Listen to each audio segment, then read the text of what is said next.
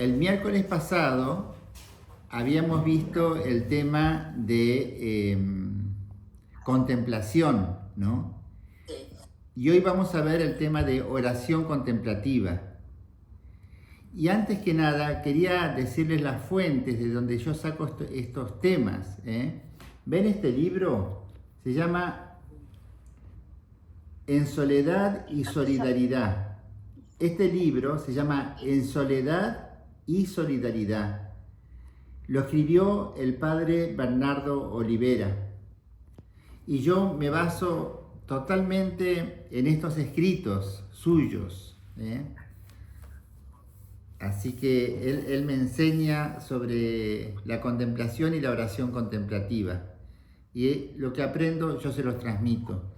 Así que en este libro está, por si ustedes quieren verlo, está muy desarrollado, ¿no es cierto? Todo lo que yo hago en síntesis, él lo desarrolla exhaustivamente. La vez pasada hablamos sobre contemplación. Y quiero decir una última cosa sobre contemplación. Y es que nuestro pueblo en América Latina y por supuesto Argentina, que es América Latina, tiene esta dimensión muy marcada, la contemplación, muy fuerte, la oración contemplativa, la contemplación.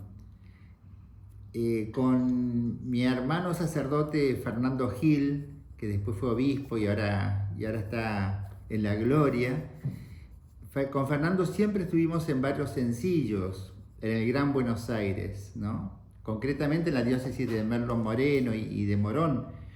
Y ahí tenemos la suerte, el privilegio de estar con nuestro pueblo muy cercano siempre, ¿no? Y a mí siempre me llama la atención, ¿no? Las actitudes contemplativas, ¿no? Que veo en mis hermanos, en mis hermanas todos los días. Y mucho más cuando hablo personalmente con ellos. A veces tengo charlas que digo, qué grandes charlas, ¿no? Qué lindas cosas. Entonces nuestro pueblo tiene esos rasgos, ¿no? En su sabiduría del corazón, ¿no?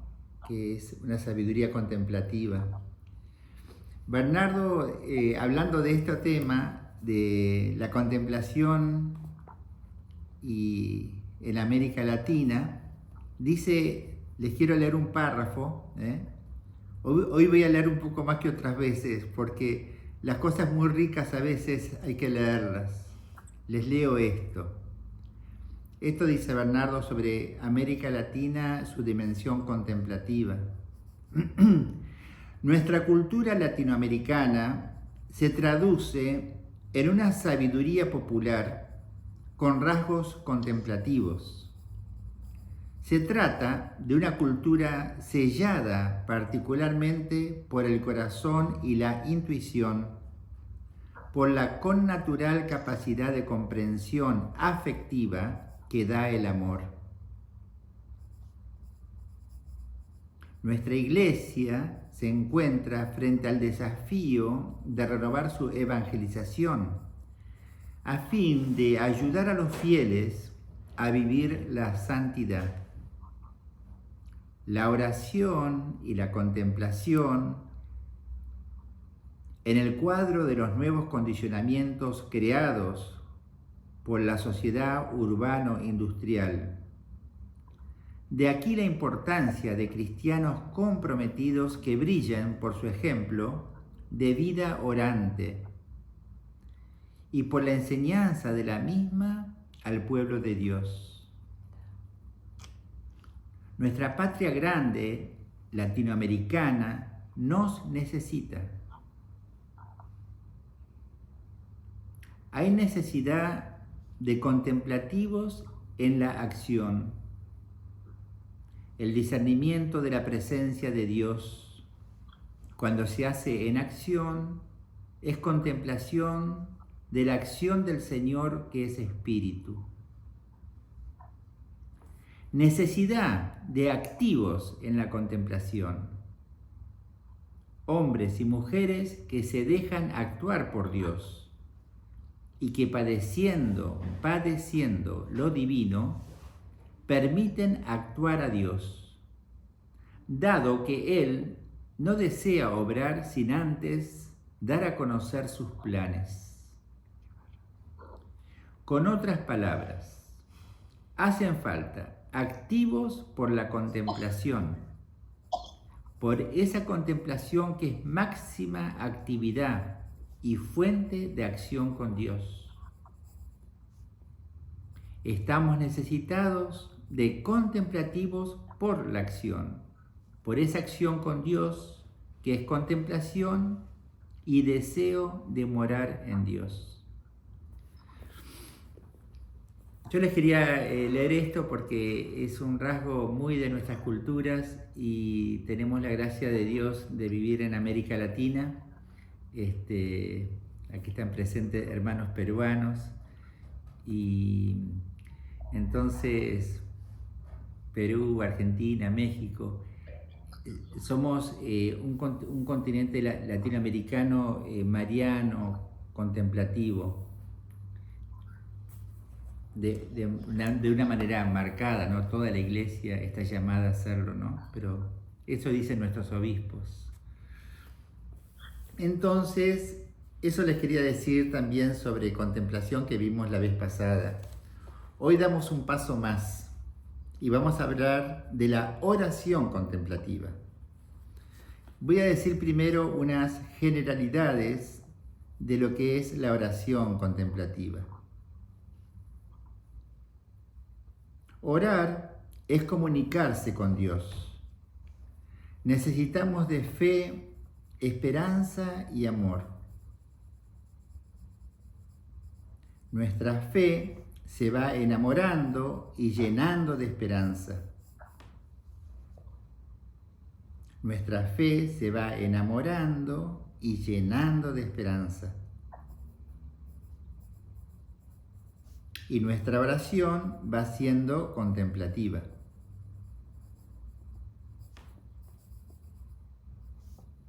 Oración contemplativa es relación y comunicación con Dios, de quien sabemos que nos ama y a quien nosotros amamos. Entonces es relación y comunicación con Dios, de quien sabemos que nos ama y a quien nosotros amamos. Podemos decir tres cosas de esto, de esta oración contemplativa. 1. Es toda relación personal, consciente y libre que tengamos con Él durante el día. Toda relación personal, consciente y libre que tenemos con Dios, ¿no? Durante el día. Tiempo 2. Tiempos fuertes de amistad e intimidad con Él, con Dios. Tiempos fuertes de amistad e intimidad con Dios. Y 3, diferentes modos y formas de relacionarnos con Dios. Son 3 características, después lo vamos a volver a ver. Hay 2 formas fundamentales de oración contemplativa cristiana: la Eucaristía y la palabra de Dios. Nuestras 2 fuentes, nuestros 2 alimentos, nuestras 2 formas de contemplación máxima es la Eucaristía y la palabra de Dios. Ahora pasamos de golpe a un realismo grande, Vamos a hablar de las dificultades. Después las vamos a desarrollar. Ahora simplemente pongo el título. Dificultades. Sueño, tentaciones, distracciones. Como yo les contaba que mi oración es muy distraída, les contaba el otro día. Es muy común eso. Hay que luchar contra eso, ¿no? Hay que aterrizar, cuando uno se vuela hay que aterrizar. Por ejemplo, si está con la palabra de Dios, volver a leer la palabra de Dios. 1, 2, 3 veces, o anotarla en una hoja para fijarla. Entonces son formas de aterrizar. Por eso, cuando vemos las dificultades, estas dificultades, sueños, tentaciones, distracciones, etc., hay que buscar las causas para solucionarlas. Por ejemplo, no rezar antes de irse a dormir si me quedo dormido en la oración. Si mi problema es que me quedo dormido y rezo antes de irme a dormir, no me conviene porque me quedo dormido. Entonces hay que buscar las causas para solucionar las dificultades. Esto lo vamos a desarrollar después bastante, para ser bien realistas. Hay veces que se dice, no tengo tiempo para rezar, para orar. La respuesta es que no es cuestión de tiempo, es cuestión de amor. Porque dos enamorados siempre tienen tiempo. Se la rebuscan, ¿no? Para las cuestiones de su corazón. Entonces no es cuestión de tiempo, sino de amor. Otras veces uno puede decir, no siento nada en la oración. Pero el amor reside en la voluntad. Es un querer. El amor es fundamentalmente querer. Si viene el sentimiento, mejor, más lindo. Pero si no hay sentimientos, adelante. Es querer. Muchas veces amamos también a los hermanos sin mucho sentimiento, porque tenemos que hacer cosas, ¿no? Por nuestros hermanos. Y si viene el sentimiento, mejor. Si uno persevera en la oración, aunque no sienta nada, su oración va por el mejor de los caminos. Porque la oración es algo del alma, es fe, esperanza y amor.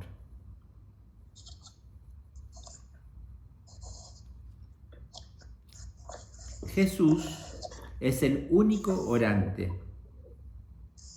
Nosotros participamos de su oración. Jesús es el único orante. Nosotros participamos de su oración. Quiero compartirles algunas citas bíblicas para ver esto, ¿no? Detenidamente, sobre Jesús el orante, ¿no? Jesús orante. Jesús nos enseñó en primer lugar con su ejemplo y luego con consejos, ¿no? Con consejos, advertencias y hasta promesas, ¿no es cierto?, sobre la oración. Pero primero su ejemplo. Tomemos 3 pasajes nomás de los evangelios acerca de Jesús orante y vamos a ver de esa manera distintos ejemplos. No los voy a leer porque son todos textos muy conocidos por nosotros, entonces simplemente voy a decir una palabra. Jesús en la transfiguración. Jesús sube al monte Tabor con Santiago, Pedro y Juan y se transfigura, se llena de luz. Aparece su divinidad un poquitito, porque si no estaríamos muertos si nos muestra toda su divinidad, pero un poquitito de su luz de Hijo eterno de Dios. Y se llenó de gozo, Jesús hombre se consoló, se llenó de consuelos, de fuerzas, y ni que hablar de los apóstoles. Por eso Pedro decía, hagamos 3 carpas, una para vos, otra para Moisés, otra para Elías, que estaban al lado de Jesús. Y nos quedamos acá. Pero es que Jesús dijo, no muchachos, tenemos que bajar. Hay que seguir con la vida, ¿no? Pero fue un momento de consolación y un momento de fortaleza, porque la alegría de Dios es nuestra fuerza. Eso lo dice el libro de Nehemías en el Antiguo Testamento. La alegría de Dios es nuestra fuerza. Cuando Cristo nos consuela en la oración, nos llenamos de fuerzas y de entusiasmo. Y eso viene muy bien para la vida, porque la vida es una lucha. Entonces tenemos fuerza, entusiasmo y alegría. Eso es el ejemplo de Jesús orando en la transfiguración en el monte Tabor. Ahora voy a otro ejemplo de Jesús orante, pero totalmente la contrapartida de esto. Llama de vuelta a estos tres amigos, Santiago, Juan, Pedro, pero en el monte de los olivos, en el huerto de los olivos, antes de la pasión.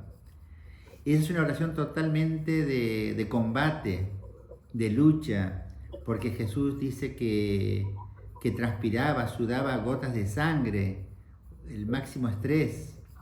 Y Jesús estaba preparando su corazón, su alma, todo su ser para entrar de lleno a la pasión, de lleno a la pasión. Pero le decía al Padre, Padre, si es posible que pase este cáliz, este sufrimiento, pero de todas maneras, Padre, que se haga tu voluntad y no la mía. Y se hizo la voluntad del Padre y Jesús dijo, sí, amén. Y dice la versión de la oración en el monte de los olivos, según San Lucas, dice que vino un ángel y lo consoló. Vino un ángel y lo consoló a Jesús, lo llenó de paz, de fuerza. Entonces Cristo, lleno de paz, de fuerza, de luz, de sentido, dio el paso hacia la pasión. Pero se preparó Jesús en la oración del huerto de los olivos. Nosotros cuando sufrimos, cuando nos toca más de cerca la cruz, por tantas razones que fuesen, tenemos que orar igual que Jesús. También le decimos igual que Jesús, que se pase este cáliz, si es posible, pero Padre, que se haga tu voluntad de todas maneras. O acepto tu voluntad. Pero eso es con oración, porque necesitamos la fuerza de Dios para aceptar la voluntad del Padre. Ese es el ejemplo de Jesús en el huerto de los olivos. Y el tercer ejemplo de Jesús que tomé es la oración sacerdotal de Jesús, o sea, como el mediador. Esto lo encontramos en Juan 17, cuando es la última cena. Entonces en la última cena, ¿se acuerdan? Empieza con el lavatorio de los pies.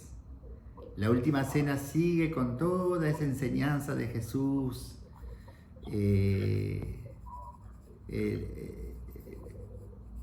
la imagen de la vid, el mandamiento nuevo del amor. Y termina toda esa enseñanza con el capítulo 17, que es una pura oración. Y es una oración de mediación, por eso se llama oración sacerdotal de Cristo. Porque ahí Jesús ora por sus discípulos que van a ir al mundo, los consagra en la verdad Jesús a sus discípulos y le pide al Padre que tengan fuerza, que sean testigos, y pide por todos nosotros en la oración sacerdotal. Es una oración de mediación, de intercesión por excelencia. Todos nosotros también estamos llamados a orar por nuestros hermanos, por nuestras hermanas, por nosotros mismos, por nuestra familia, por nuestros seres queridos, por nuestros enemigos, como aprendíamos el otro día del catecismo, por nuestros enemigos, por la paz del mundo, hoy día, por ejemplo, especialmente, por la paz del mundo, por la unidad de nuestras patrias, y así tantas cosas, ¿no es cierto? Es una oración de mediación en el único mediador, que es Jesucristo. Hay un único mediador entre Dios y los hombres, que es Jesucristo. María, mediadora de todas las gracias, es gracias y en Cristo, y sujeta a Cristo. El único mediador es Jesucristo y nuestras mediaciones siempre son en Jesucristo. Eso es Jesús como modelo de oración. Tomé 3 pasajes nomás de los evangelios. Pero toda la vida de Jesús fue oración, porque toda la vida de Jesús fue comunicación con el Padre, fue comunión con el Padre. Y a veces se daba el gusto a Jesús o la necesidad de irse a solas a orar, pero toda su vida fue comunicación con Dios. Y en eso es un ejemplo Jesús para nosotros. Toda nuestra vida está llamada a ser una comunicación, una comunión, lo más consciente y lo más libre posible con Dios. para que toda nuestra vida sea orante, como la de Jesús y en Jesús, y gracias a Jesús.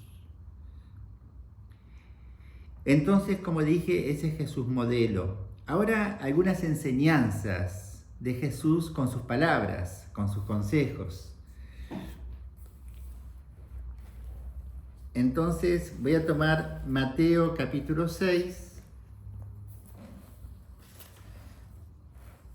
del versículo 5 al 15, que es en el contexto de las bienaventuranzas y del discurso del monte de Jesús, del Mateo 5 al 7, cuando habla Jesús sobre la oración, los discípulos le piden que les enseñe a orar, Él les va a enseñar el Padre Nuestro. Pero miren lo que hay alrededor del Padre Nuestro, ¿no? Cuando Jesús nos enseña el Padre Nuestro, que es la oración por excelencia que nos enseña Jesús, alrededor del Padre Nuestro, Jesús aprovecha para darnos consejos muy sabios. Dice, cuando recen a escondidas, vayan a su cuarto si pueden y enciérrense, para que solo Dios los vea. No sean hipócritas como algunos que se ponen en medio de la calle a orar para ser vistos. O nosotros podríamos decir en el primer banco de la iglesia para ser vistos. Para ser vistos, podemos sentarnos en el primer banco de la iglesia, pero no para ser vistos como oramos. Eso sería el error. Entonces, cuando ores, vete a tu cuarto, cierra la puerta y ora a solas con tu Padre, que todo lo ve. Ese es un consejo. Otro consejo de Jesús. No usen demasiadas palabras como hacen los paganos, dice Jesús. No usen demasiadas palabras en la oración, porque Dios sabe lo que ustedes necesitan. Usen pocas palabras, preséntense ante Dios y quédense en su presencia. Pero Jesús dice, no usen demasiadas palabras como hacen los paganos, porque Dios sabe lo que ustedes necesitan. Ese es el otro consejo de Jesús en el Mateo. Y el tercer consejo de Jesús es, perdonen a los demás. Después del Padre Nuestro, dice Jesús, perdonen a los demás, para que ustedes puedan ser perdonados por Dios. Entonces la condición que nos pone Jesús es esa. Perdonar a los demás es como abrir el corazón para recibir también el perdón. Y todo es gracia. Perdonar a los demás es gracia. Perdonarse a uno mismo es gracia. Todo es gracia, como decía Santa Teresita. Entonces, rezar a escondidas, no usar demasiadas palabras, perdonar a los demás. Eso nos enseña Mateo. Ahora vamos a pasar al evangelista Lucas, que también cuando Jesús enseña el Padre Nuestro a los discípulos, Jesús aprovecha y nos pone algunos ejemplos para mostrarnos y para enseñarnos cómo orar. Por ejemplo, en Lucas aparece ese ejemplo del amigo inoportuno.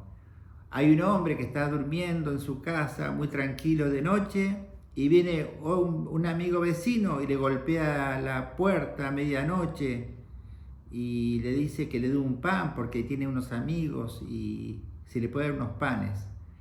Y le dice, ni lo quiere atender, ¿no? Por lo inoportuno. Dice, estoy con mis niños acá en la casa y vos venís a pedirme. Pero para que no lo moleste más, le da unos panes al vecino. Y el vecino se va y lo deja tranquilo. Entonces dice Jesús, pidan e insistan al Señor, porque así como esa persona le da los panes a ese amigo inoportuno, así el Señor siempre nos va a escuchar si nosotros insistimos en la oración. La insistencia en la oración es muy importante. Nunca lo cansamos a Dios, pero a veces nos cansamos nosotros de pedirle a Dios. Insistencia en la oración. Y también en Lucas 11, Jesús, alrededor del Padre Nuestro, dice, y estas son promesas de Jesús: pidan y se les dará, busquen y encontrarán, llamen y se les abrirá. ¿Ven? Actitudes en la oración. Porque si a ustedes un hijo le pide pan, no le van a dar una culebra, o le pone ejemplos así Jesús. Si ustedes hacen bien con sus hijos, y ustedes que son malos hacen bien con sus hijos, cuánto más Dios, que es el Padre de toda bondad, les dará el Espíritu Santo a aquellos que se lo pidan. Entonces nosotros le pedimos cosas a Dios, materiales y espirituales, y eso quiere Dios. Y en última instancia, el don de Dios por excelencia es el Espíritu Santo. Y como enseña San Pablo en otra parte, dice San Pablo, no son ustedes los que oran, es el Espíritu Santo el que ora en ustedes. Entonces Lucas nos enseña a ser insistentes en la oración y nos deja las promesas de Jesús: pidan y se les dará, busquen y encontrarán, llamen y se les abrirá.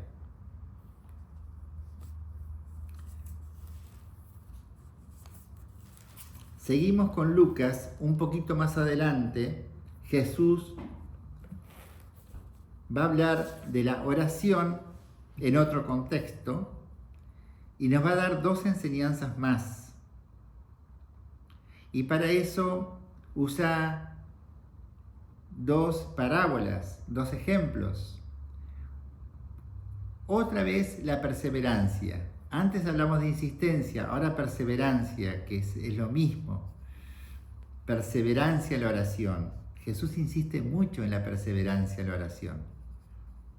Entonces nos da el ejemplo de la viuda insistente, que pobre viuda, que el juez no lo escucha, que el juez es injusto y no quiere atenderla al juez. Pero la viuda iba al juez una y otra vez con su causa. Y el juez, al final, con tal que no la moleste más esta señora viuda, le hace justicia. Bueno, de la misma manera, el que persevera en la oración, Dios lo escuchará. Pero tiene que tener fe, porque termina diciendo Jesús, pero cuando venga el Hijo del Hombre, ¿encontrará esa fe en la tierra? Esa fe de la viuda la encontrará en la tierra. Esa insistencia, esa perseverancia de la viuda, ¿la encontrará en la fe nuestra? Entonces Jesús nos hace ver que debemos tener una fe perseverante. La fe siempre está en la base de la oración y esa fe se tiene que transformar en perseverancia. No cansarnos en la oración nunca. El que persevera triunfa. Y en ese mismo contexto Jesús nos enseña sobre la humildad en la oración. Entonces nos pone otro ejemplo y dice: había en el templo un fariseo y un recaudador de impuestos. El fariseo decía: yo que soy bueno, que ayuno, que doy limosna, tú me vas a escuchar, Señor.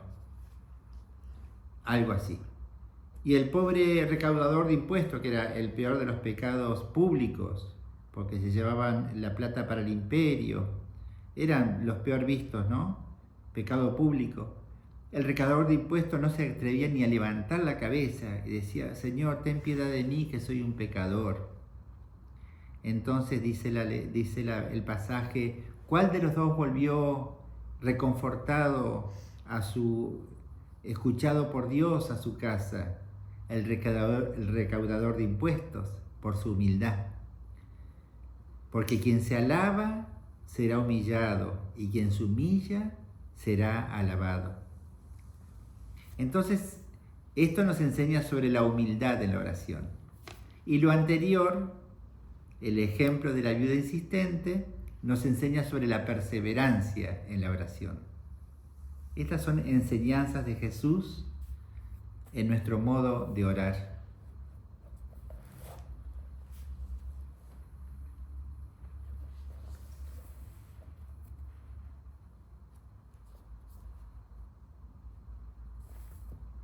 En los primeros siglos de la vida de la Iglesia, la palabra oración significaba petición, pedir, era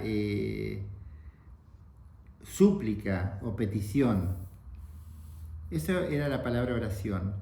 Pero en el siglo XI, o sea, en el año 1000 y tantos, empezó a tener otra connotación, otros significados la palabra oración. Se fue enriqueciendo. Ya no era solamente súplica y petición. Entonces, la tradición de la Iglesia, sobre todo a partir del siglo XI, nos deja testimonios que nos enriquecen muchísimo. Yo les voy a poner unos poquitos testimonios de personas muy santas que hablaron sobre la oración, y cada uno va a tener su nota, ¿no? Y por lo tanto su enseñanza. Miren, por ejemplo, definiciones y descripciones de la oración. Por ejemplo, ¿qué dice Guillermo de Saint-Thierry, que era muy amigo de San Bernardo de Claraval, ¿no? Siglo XII, cistercienses. Guillermo de Saint-Thierry dice así: la oración es una amorosa adhesión del hombre a Dios, una conversación familiar y piadosa, un estarse tranquila el alma iluminada, a fin de gozar a Dios tanto tiempo cuanto le sea permitido. A fin de gozarse de Dios, a Dios tanto tiempo cuanto le sea permitido. Eso dice Guillermo de Saint-Thierry. Ahora veamos a su amigo, San Bernardo de Claraval. Dice así: en la oración nos presentamos y mostramos, hablando como cara a cara con Dios. Como cara a cara con Dios. Esto nos hace acordar a lo que decía al comienzo en la otra charla sobre Moisés, que hablaba como cara a cara con Dios, como un amigo, modelo de contemplativo Moisés. Y así lo dice San Bernardo de Claraval. Ahora otra santa, siglos después, Santa Catarina de Siena, dice así: qué dulce es para el alma y qué agradable para mí la santa oración hecha en la casa del conocimiento de sí misma y en el conocimiento de mí. Le está hablando Dios Padre, en el diálogo, Dios Padre. Empiezo de vuelta. Le dice Dios Padre a Catalina: qué dulce es para el alma y qué agradable para mí la santa oración hecha en la casa del conocimiento de sí misma y en el conocimiento de mí, cuando los ojos del entendimiento están abiertos e iluminados por la luz de la fe, el afecto inundado en la abundancia de mi caridad,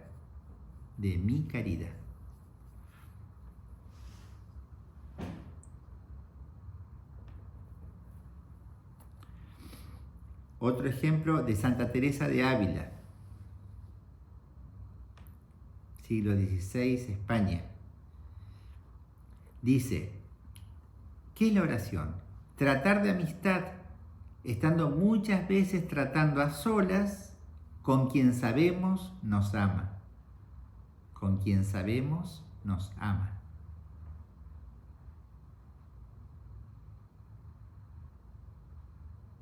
y su hermano en religión, San Juan de la Cruz, dice: estarse amando al amado.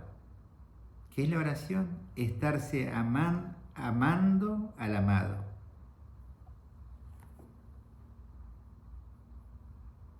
Una vez le pregunté a una señora chilena qué era para ella oración y me dijo: estar con Él, estarse con Él.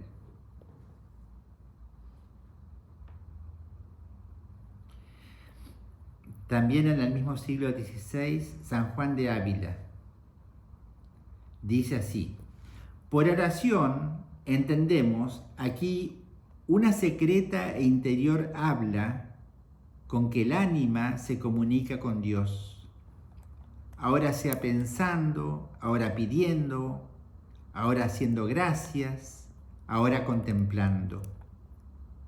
Y generalmente por todo aquello que en aquella habla se pasa con Dios, conversación amigable de padre con hijo.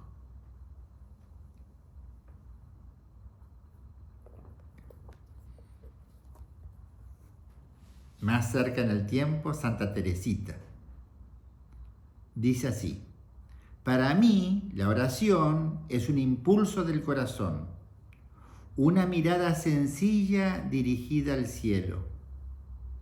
Es un grito de reconocimiento y de amor en medio de la tribulación, como en medio de la alegría. Es, en fin, una cosa grande, sobrenatural, que me dilata el alma y me une con Jesús.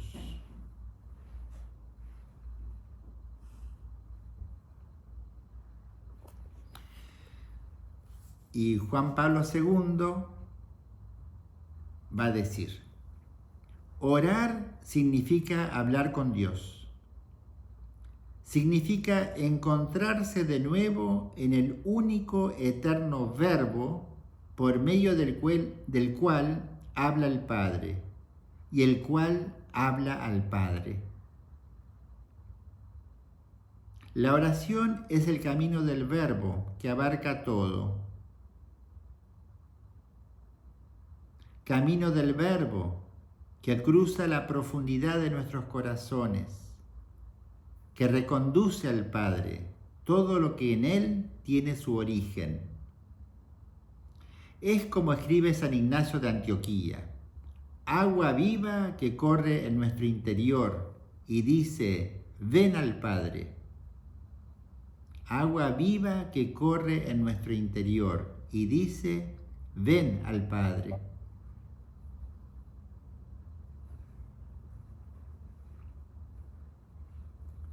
Estos testimonios que recién escuchamos de la tradición tienen en común que muestran la oración como comunicación, relación y diálogo con Dios. Comunicación, relación y diálogo con Dios. La oración es siempre y bajo cualquiera de sus posibles formas una actividad teologal, pues sólo mediante las virtudes teologales, fe, esperanza, amor, tenemos acceso directo al Padre por Cristo y en el Espíritu Santo. Siempre en la base está la fe, la esperanza y el amor. Ahí obra el Espíritu Santo en la oración.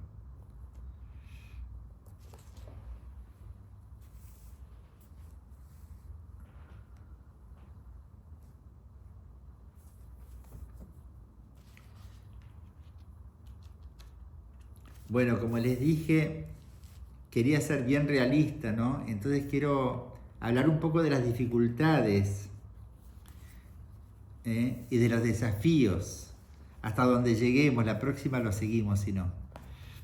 Pero hablar un poquito sobre las dificultades en la oración, porque cuando uno emprende el camino de la oración, que es bellísimo, tiene sus dificultades, como ya dijimos, el sueño, ¿cómo lo corregimos? no orando antes de irnos a dormir solamente. Está bien un Padre Nuestro, pero si este es el tiempo privilegiado de oración y nos quedamos dormidos, mejor cambiar de hora. Y así tantas cosas, ¿no? Fíjense, hablando de dificultades y desafíos, ¿no? Cierto día, acá les pido permiso para leer, porque son cosas tan ricas que si yo las digo con mis palabras, no son tan ricas. Cierto día le preguntaron los hermanos al abad Agatón: entre todas las virtudes, ¿cuál exige mayor esfuerzo? Les dijo: perdonadme, creo que no hay trabajo igual al de orar a Dios. Cada vez que el hombre quiere orar, los enemigos se esfuerzan por impedírselo, pues saben que solo los detiene la oración a Dios. En toda obra buena que emprenda el hombre, llegará al descanso si persevera en ella. Pero en la oración se necesita combatir hasta el último suspiro. En la oración se necesita combatir hasta el último suspiro. Claro, porque el enemigo sabe que nuestra fuerza está en la oración. ¿Y dónde nos va a atacar? Más que nada, en la oración.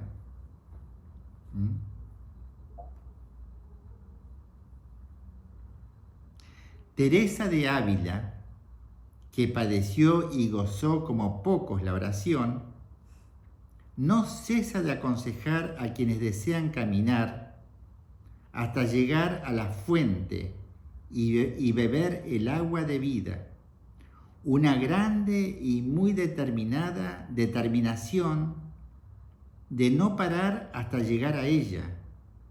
Venga lo que viniere, suceda lo que sucediere, trabaje lo que se trabajare, murmure quien murmure, siquiera llegue allá, siquiera me muera en el camino, o no tenga corazón para los trabajos que hay en él, siquiera hunda el mundo, siquiera se hunda el mundo.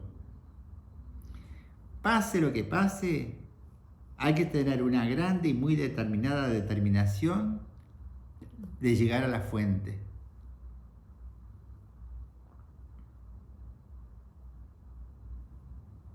Pase lo que pase. Y siempre Dios nos consuela. Siempre Dios nos lleva a la fuente y al gozo de la oración. Porque Él dice: pidan y se les dará, busquen y encontrarán, llamen y se les abrirá. Son promesas. Él nos va a dar siempre el Espíritu Santo si nosotros se lo pedimos. Voy a seguir con dificultades y desafíos,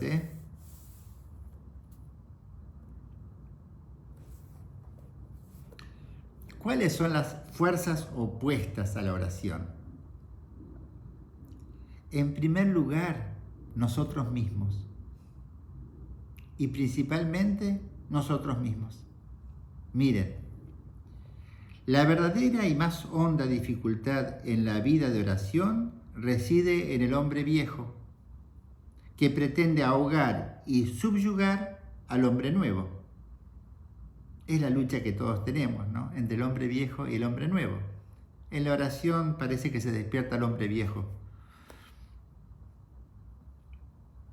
Pero si uno persevera, triunfa el hombre nuevo. El problema radical está en el orgullo que nos desubica ante Dios. El orgullo nos desubica ante Dios. Y en el egoísmo que nos encierra, enrosca e impide acogerlo y salir a su encuentro. Entonces, por un lado el orgullo y por otro lado el egoísmo que nos encierra. Y otro tanto podemos decir de los múltiples vicios que nos tensionan y desintegran nuestra afectividad. como ser la envidia, la ira, la tristeza, la avaricia, la gula, la lujuria, para no nombrar sino aquellos que son padres de otros muchos vicios. Entonces, esto, como decíamos, creo que en la primera charla, ¿no es cierto? No, en la segunda, la última, que la oración se da en el contexto del seguimiento a Cristo, ¿no? Uno sigue a Cristo y ahí está la vida de oración. Implica todo el ser. Entonces, mientras uno va creciendo como cristiano o como cristiana, entonces ahí uno va también aprendiendo a orar, ¿no? Aprendiendo a orar.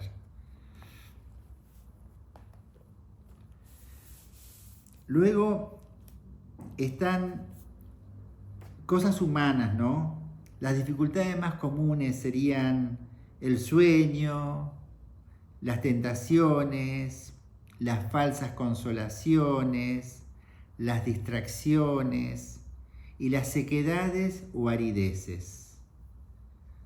Vamos a hablar de estas últimas, de las sequedades o arideces producidas por el ser humano, o sea que nacen de nosotros mismos, de nuestra humanidad. Por sequedad o aridez en la vida del contemplativo se entiende la dificultad o imposibilidad de usar libremente las facultades entendimiento, voluntad, afectividad, memoria, imaginación durante los tiempos fuertes dedicados a la oración. O sea, uno se dedica fuerte a la oración y no puede razonar, no puede imaginar, no puede recordar, no puede sentir. Todas las facultades del alma no las puede usar bien. Obviamente, esta impotencia o desgano no es fuente de consolaciones o luces espirituales, sino por lo general es fuente de oscuridad y de desolación. Las causas de esta penosa situación pueden ser muy variadas y los remedios a aplicar dependen del origen de la sequedad o aridez. Por eso, se aconseja lo siguiente: determinar con sencillez la posible causa. ¿Qué me está pasando? ¿Por qué no puedo razonar? ¿Por qué no puedo recordar? ¿Por qué no puedo concentrarme? Determinar con sencillez la posible causa. Poner medios posibles para erradicar las causas voluntarias. Perseverar con toda paciencia y esperanza. Paciencia y esperanza. Porque si perseveramos, triunfamos.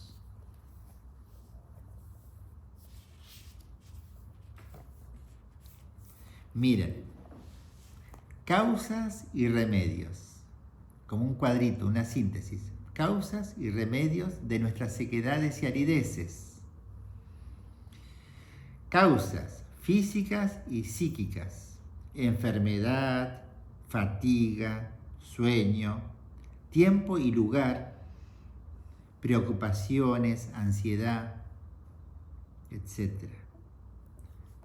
Esas pueden ser causas de nuestra sequedad y aridez. ¿Ven? Enfermedad, fatiga, sueño, tiempo y lugar, preocupaciones, ansiedad. ¿Cuáles son los remedios? Cuidar la salud,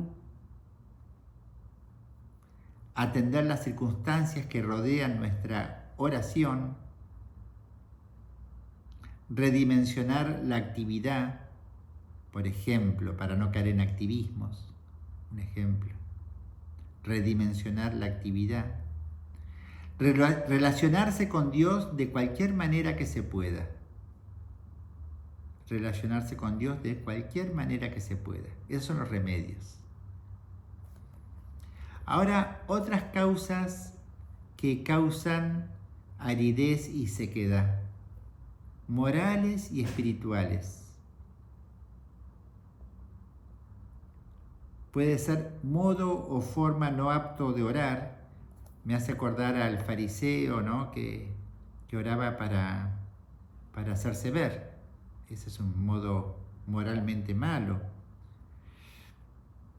Infidelidad a la gracia, pecados o imperfecciones habituales, tibieza o mediocridad en el amor a Dios y al prójimo, vana complacencia en las consolaciones y placeres del mundo. Todas estas son causas de nuestra sequedad y aridez. ¿Ven? Infidelidad a la gracia, tibieza o mediocridad en el amor a Dios y al prójimo. Entonces, claro, cuando estamos en oración y tenemos una vida tan tibia cristiana, nuestra oración va a estar seca y árida. ¿Cuáles son los remedios? Consultar al guía espiritual. Fortalecer la ascesis y los deseos de santidad. Mayor generosidad en el servicio del Señor. Entonces se ve que el que está siguiendo con entusiasmo al Señor también repercute en la oración. Y cuando va a orar no va a tener esa sequedad y esa aridez. Bueno, estas son cosas humanas, ¿no es cierto? Entonces podríamos decir, buscar las causas y buscar los remedios, ¿no? Casi por sentido común. El mismo Señor nos va a ir diciendo cuáles son las causas y cuáles son los remedios, como nos pasa en el resto de la vida cristiana. Especialmente nos pasa en la oración, ¿no? Es un tema también de conversión que vamos viviendo todos los días, ¿no? ¿Puedo dar un paso más? Voy a dar un paso más. Ahora quiero hablar sobre un actuar divino que nos produce también sequedad o aridez, pero puede estar causada ya no por nosotros, sino por una causa divina, y que vamos a ver que lejos de ser mala es buena, pero parece mala y sin embargo es buena. Ahora les explico.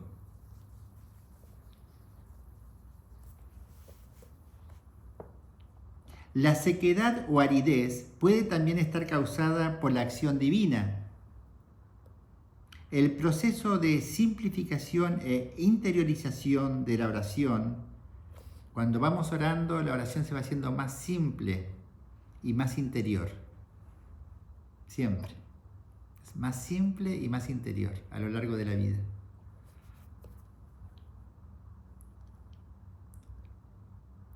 Produce negra oscuridad por el exceso de luz y parálisis de las facultades por pasión de la acción de Dios. ¿Qué significa esto? Muchas veces y de muchas maneras se puede vivir esto, y en todos los estratos sociales y en todos los lugares. Puede pasar que cuando uno avanza en la vida de oración, de pronto tiene una extraña aridez y una sequedad que no sabe qué es. Y entonces le llaman la noche oscura, pero en realidad es un exceso de luz. Un exceso de luz. Cuando uno se entrega a Dios, Dios se entrega a uno.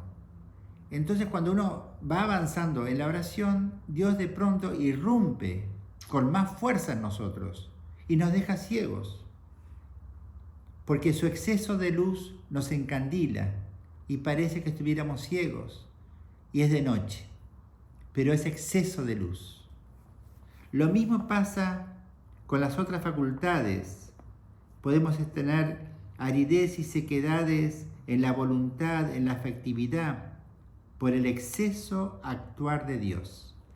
Es como si nuestras facultades del alma, la voluntad, la memoria, los afectos, se tienen que ir haciendo a Dios, se tienen que ir como moldeando a Dios, se tienen que ir familiarizando con Dios, habituando con Dios. Y hasta que sucede eso, estamos de noche, porque estamos sufriendo tanta invasión de Dios, por decirlo así. Tanta invasión del Espíritu Santo nos deja con aridez, porque nuestras facultades no están hechas para algo tan grande. Se tienen que ir haciendo de a poco. se van moldeando.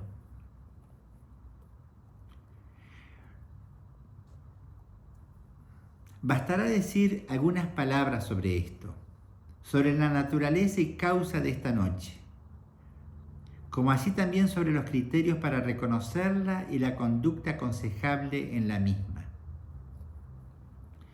Esta árida noche consiste en una profunda sequedad en la afectividad, junto con una impotencia en el uso de las facultades del entendimiento, memoria e imaginación. Pero esto por causa divina ahora, no es porque nosotros somos mediocres o tibios, no. De pronto uno avanza la oración y los gustos que tenía ya no están más. Y se transforma en una aridez, una sequedad, en una noche. ¿Qué pasó? Es que nos invadió Dios con más fuerza. Y San Juan de la Cruz, que enseñaba mucho sobre esto, se enojaba con los guías espirituales que no sabían sobre esto. Entonces las personas le decían, se me acabó la oración. Y los guías espirituales decían, se acabó la oración, porque eran ignorantes. Porque la verdad era que estaban avanzando en la oración y estaban cambiando de formas. Y ya tenían que perseverar en la oración, aunque sea de noche. Porque esa noche es una noche de purificación del alma. Y Dios está trabajando el alma, más que nunca, para elevarla y para divinizarla. Entonces está caminando en la oración, gracias a esta noche.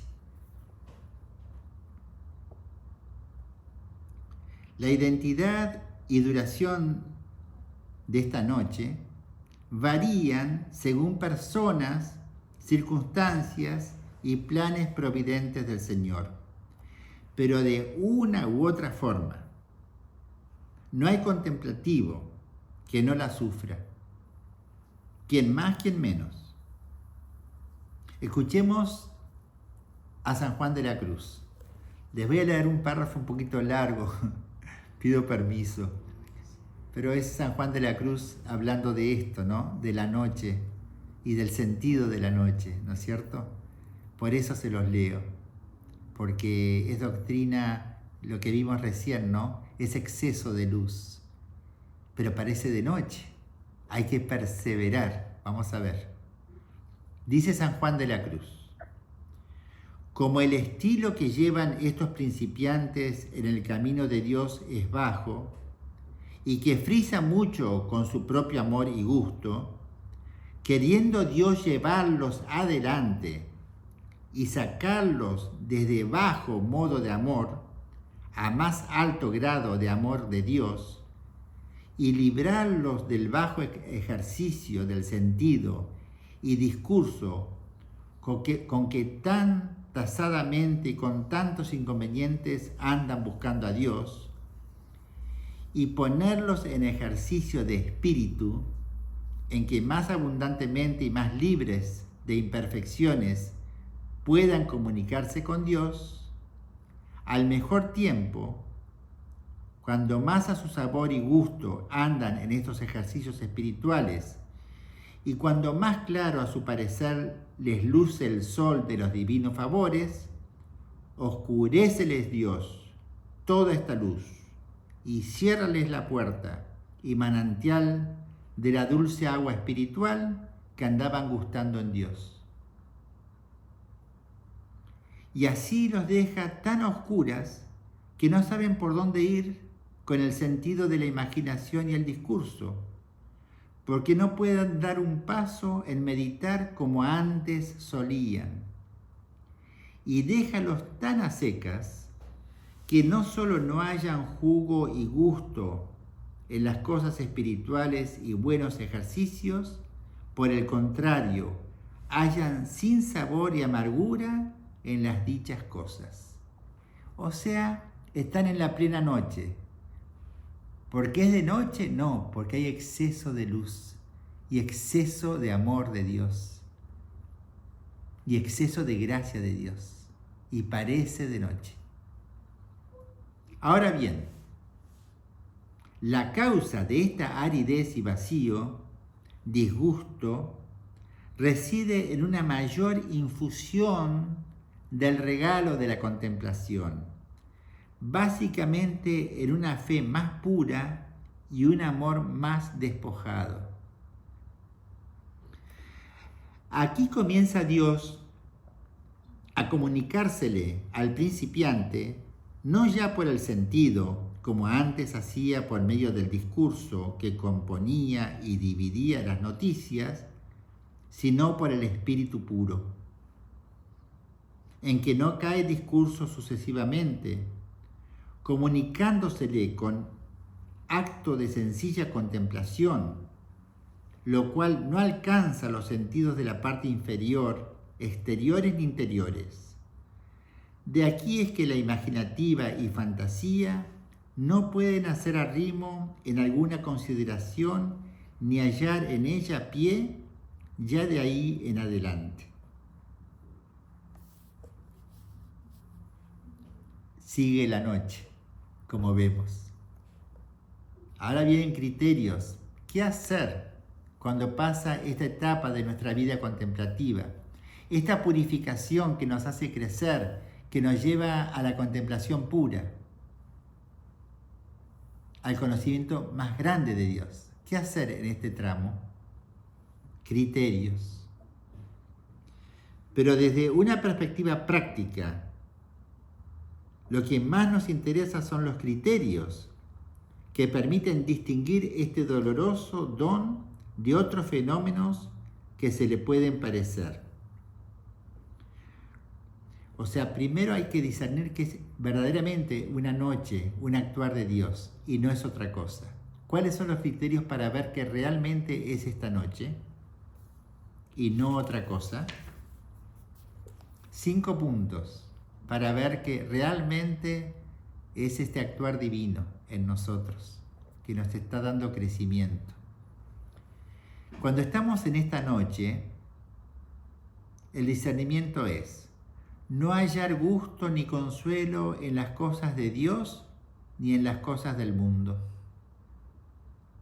No hallamos consuelo ni en Dios ni en las cosas del mundo. Andamos desconsolados. Recuerdo solícito y penoso de Dios, considerando que no se avanza en su servicio, sino que se retrocede, pese a los deseos efectivos de avanzar. Hay deseos de avanzar, pero uno piensa que no pasa nada. Imposibilidad de usar libremente las facultades durante el tiempo fuerte de oración. No podemos razonar, no podemos sentir, no podemos imaginar, no podemos recordar.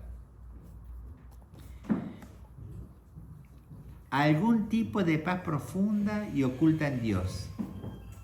Si es de noche, va a haber una paz profunda. Algún tipo de paz va a haber en el alma, porque es de Dios. Y siempre Dios es amigo de la paz. Deseo de reposar quietamente en Él. Hay un deseo de reposar quietamente en Él. Bien, por un lado hay mucha sequedad y aridez, pero como está actuando Dios, igual sentimos una paz en el fondo. Y hay un deseo creciente de estar con Dios.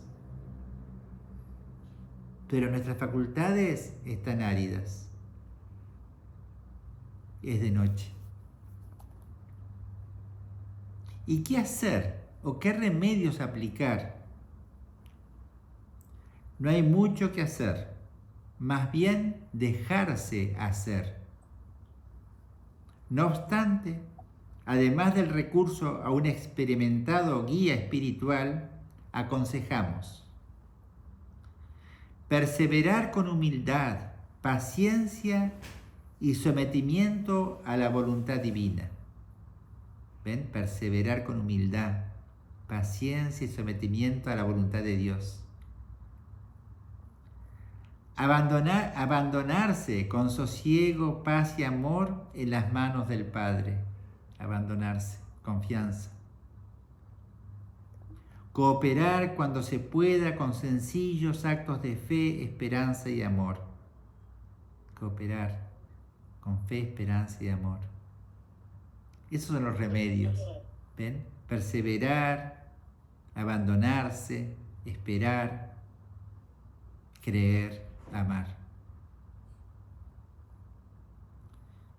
Quienes perseveran en la acogida de este regalo teologal que es la noche, cosecharán abundantes frutos, autoconocimiento, nuevo trato con Dios, amor, purificación de vicios, libertad de espíritu. Y podrán además cantar con el santo: oh noche que guiaste, oh noche amable más que la alborada, oh noche que juntaste amado con amada, amada en el amado transformada. O sea, pasada la noche, uno le canta a la noche. Gracias a la noche llegué a la fuente, que es gozo, que es consolación, que es alegría, que es Dios. Más puro, porque había que purificar el alma. Entonces dice, todo contemplativo en algún momento se va a encontrar con este actuar divino, excesivo para nuestra pobreza humana, pero nos va habituando a un nuevo modo de ser. Nos va habituando a Él, a Dios. Y para eso tenemos que pasar por la noche, para llegar al día. Vamos a ver por fin un modelo. Y en este modelo aparece Teresita, Santa Teresita como modelo. Y esto va a graficar mucho lo que estamos diciendo, porque Teresita era muy discípula de San Juan de la Cruz en sus lecturas. Y Teresita sabía de esto porque había aprendido. Y miren lo que dice en una carta a su hermana Inés. Durante su retiro para la profesión religiosa, le escribe a su hermana Inés. Miren lo que le dice Teresita. Es necesario que la pequeña solitaria os comunique el itinerario de su viaje. Helo aquí. Antes de partir, parece haberle preguntado su prometido a qué país quería ir y qué ruta quería seguir. La pequeña prometida ha contestado que no tenía más que un deseo, el de alcanzar la cumbre de la montaña del amor. Para llegar a ella se le ofrecían muchos caminos y había tantos perfectos que se veía incapaz de escoger. Entonces ella dijo a su divino guía: vos sabéis a dónde deseo llegar, sabéis por quién deseo escalar la montaña, por quién quiero llegar al término, sabéis a quién amo y a quien quiero contentar únicamente. Por él solo emprendo este viaje. Conducidme, pues, por los senderos que él gusta de recorrer, con tal de que él esté contento. Yo me sentiré en el colmo de la dicha. Entonces Jesús me ha tomado de la mano y me ha hecho entrar en un subterráneo donde no hace ni frío ni calor, donde no luce el sol y que ni la lluvia ni el viento visitan. Un subterráneo donde no veo nada más que una claridad semivelada, la claridad que derraman en torno suyo los ojos bajos de la faz de mi prometido. Mi prometido no me dice nada, y yo no le digo tampoco nada, sino que le amo más que a mí. No veo que avancemos hacia la cumbre de la montaña, pues nuestro viaje se hace bajo tierra. Pero sin embargo, me parece que nos acercamos sin saber cómo. La ruta que sigo no es de ningún consuelo para mí, y no obstante me trae todos los consuelos, puesto que Jesús es quien la ha escogido y a quien deseo consolar, solo a Él, solo a Él.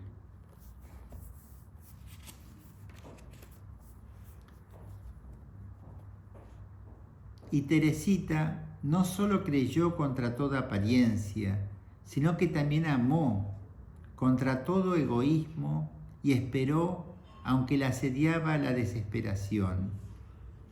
Las dificultades del camino, por su determinada determinación, se convirtieron en desafíos que le permitieron crecer en fe, esperanza y amor.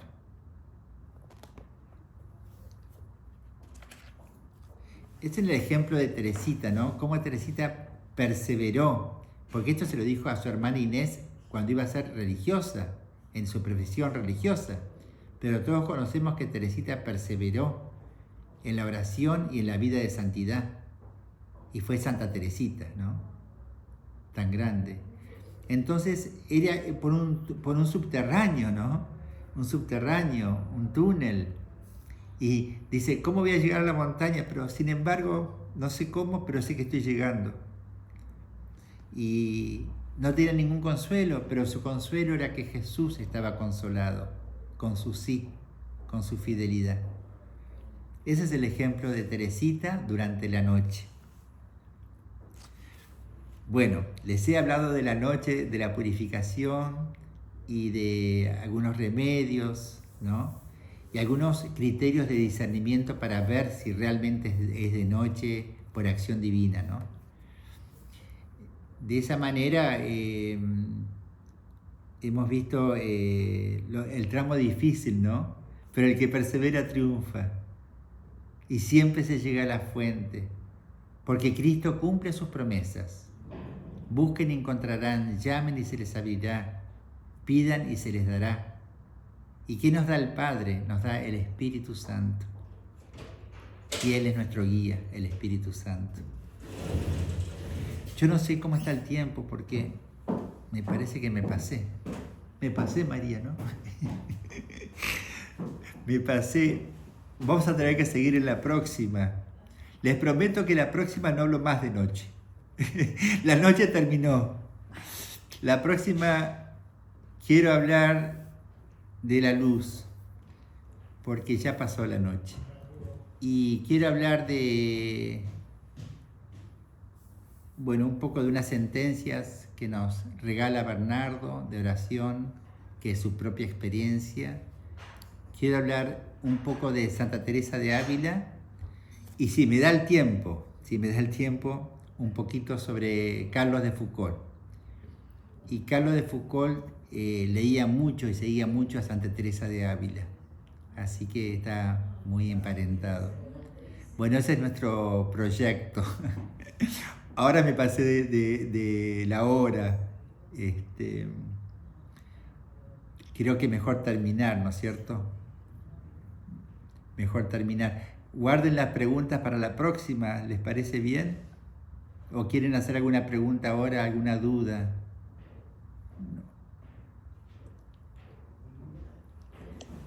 Si hablan, pongan el micrófono, porque están apagados los micrófonos. Si hablan, si quieren hacer alguna pregunta, alguna duda, para irme tranquilo, ¿no? No quiero dejarlos con dudas.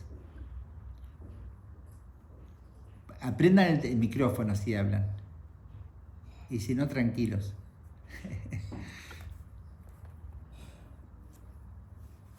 Bueno, Martín, soy Ana Levet. Sí, Ana.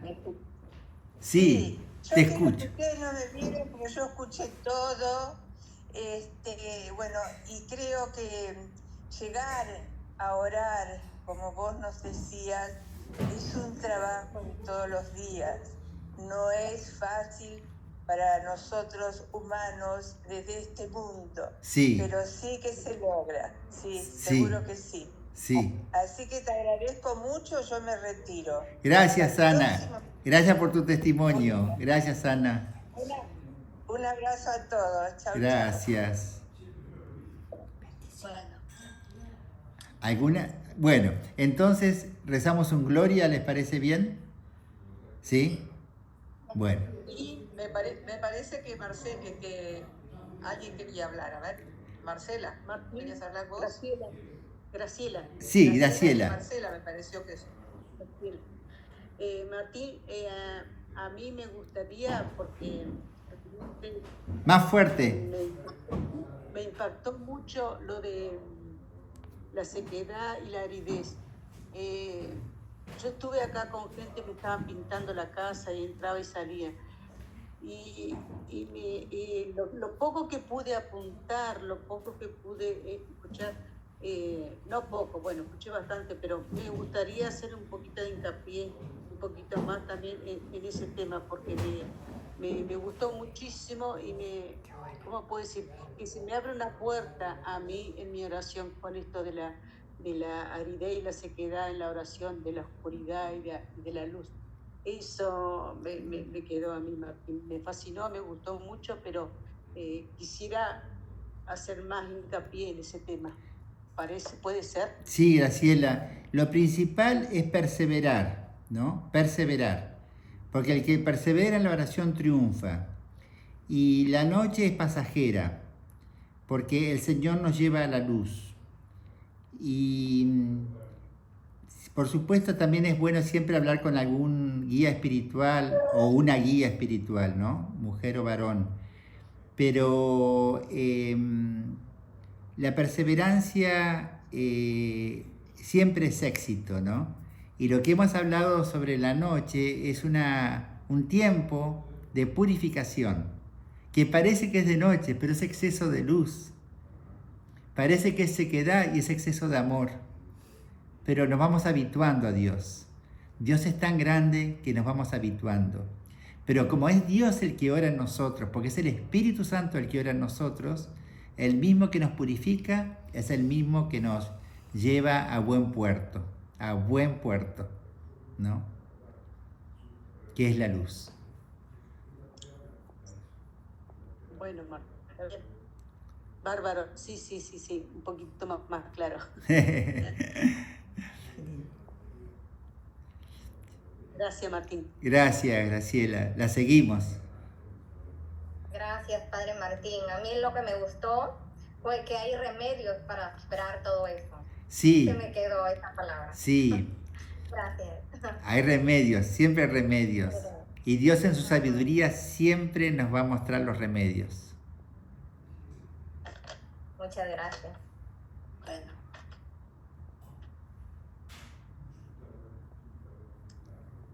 Ahora sí, entonces rezamos un gloria.